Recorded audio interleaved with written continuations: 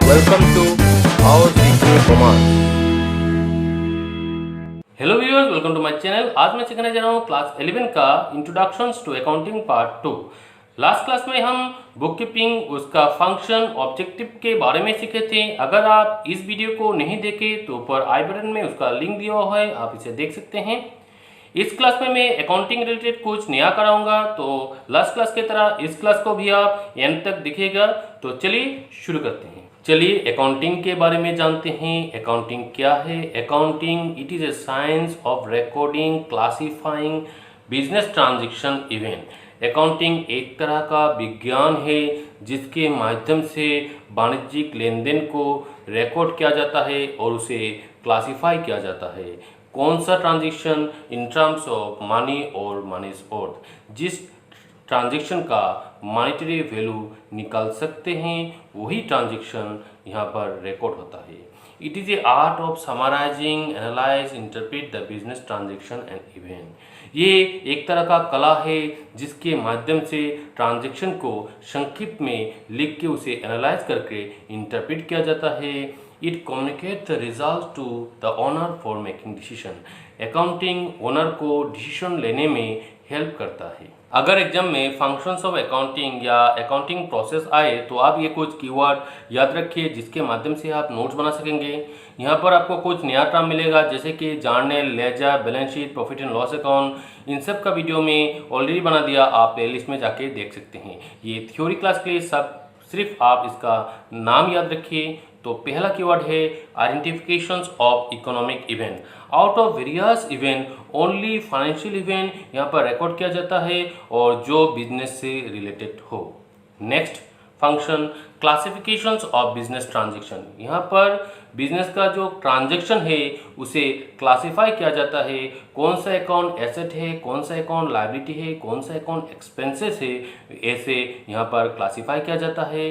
Next function measurement of value involves in terms of money. मतलब वो transaction यहाँ पर लिया जाता है जिस ट्रांजैक्शन को मॉनेटरीली मेजर्स किया जा सके। Next function recording business transaction. यहाँ पर सिर्फ वाणिज्यिक लेन देन का रिकॉर्ड ही होगा और दूसरा ट्रांजैक्शन यहाँ पर नहीं होगा। मतलब मिस्टर राम का अगर वाणिज्यिक ट्रांजैक्शन है तो मिस्टर राम का ही बिजनेस ट्रांजैक्शन यहाँ पर लिखा होगा, श्याम या मधु का बिजनेस ट्रांजैक्शन यहाँ पर नहीं लिखा होगा। Next summarising business transaction. जो बिजनेस ट्रांजैक्शन है उसे समराइज, संक्षिप्त में रिकॉर्ड किया जाता है ledger, profit and loss account या बैलेंस शीट के माध्यम से। Next communications of accounting data.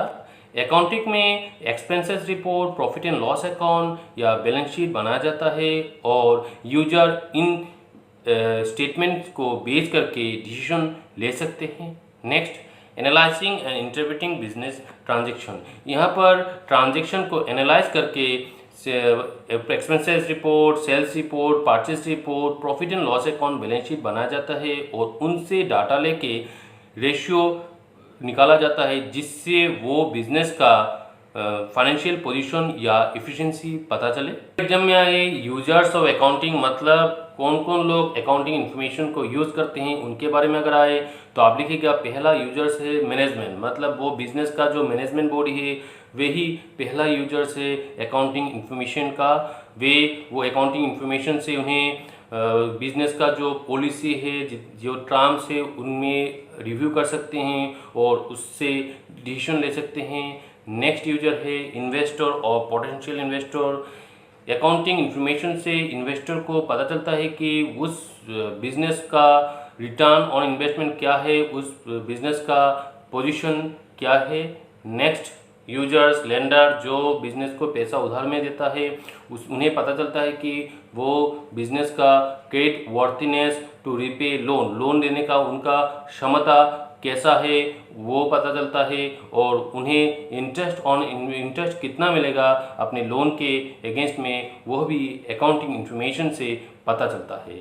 Next supplier को पता चलता है कि वो बिजनेस कितना स्टेबल है और वो अपने सप्लायर को उधार कब तक चुका सकेगा।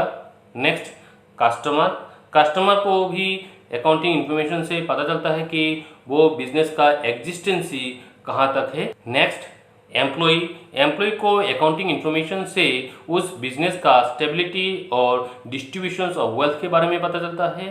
Next, government and others regulation, accounting information से गवर्नमेंट को पता चलता है कि वो business government rule and regulation के दायरे में काम कर रहा है या नहीं कर रहा है। Next, social responsibility group such as environment group, इससे अकाउंटिंग इन्फॉर्मेशन से सोशल रेस्पॉन्सिबिलिटी ग्रुप को पता चलता है कि वो बिजनेस अपना सोशल रेस्पॉन्सिबिलिटी निभा रहा है या वो एनवायरनमेंट फ्रेंडली है या नहीं है। नेक्स्ट, अगर एग्जाम में आए ऑब्जेक्टिव्स ऑफ अकाउंटिंग क्या है तो आप ये कुछ पॉइंट लिखिए। पहला पॉइंट है to keep systematic authentic record. Accounting में ट्रांजैक्शन सिस्टमेटिकली रिकॉर्ड किया जाता है और वो रिकॉर्ड को ऑथेंटिक परमानेंट रिकॉर्ड माना जाता है। Next objective, provide useful information to user. यहाँ पर यूजर एक्सटर्नल हो या इंटरनल हो, दोनों को अकाउंटिंग यूजफुल इंफॉर्मेशन प्रोवाइड कराता है। Next objective, to protect business properties. यहाँ पर बिजनेस प्रॉपर्टीज मतलब एसेट, लाइबिलिटीज, इन सब को प्रोटेक्ट करके रखता है जिससे प्रोप्राइटर उसे यूटिलाइज या प्रिजर्वेशन कर सके। Next objective, to ascertain operational performance. Accounting में डाटा सिस्टमेटिकली रिकॉर्ड किया जाता है और इससे profit and loss account prepare किया जाता है। उस प्रॉफिट एंड लॉस अकाउंट के माध्यम से वो बिजनेस का नेट प्रॉफिट या नेट लॉस पता चलता है। Next, to ascertain financial position of business.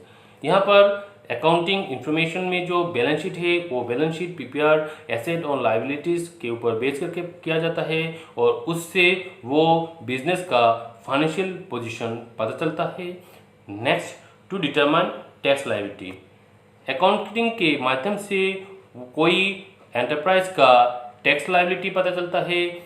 वो टैक्स सेल टैक्स हो, जीएसटी हो, इनकम टैक्स हो, वो पता चलता है। मेरा कोशिश था कि आपको अच्छी तरह से सिखा पाऊँ। फिर भी अगर आपको कोई डाउट है तो नीचे कमेंट कीजिएगा, साथ ही इसे लाइक कीजिए ताकि मुझे मोटिवेशन मिले। इसे शेयर कीजिए ताकि ज़्यादा से ज़्यादा स्टूडेंट को ये पहुंच सके और इसे सब्सक्राइब करके बेल आइकन को प्रेस कीजिए ताकि आप अपडेट रह सके। Thanks for watching.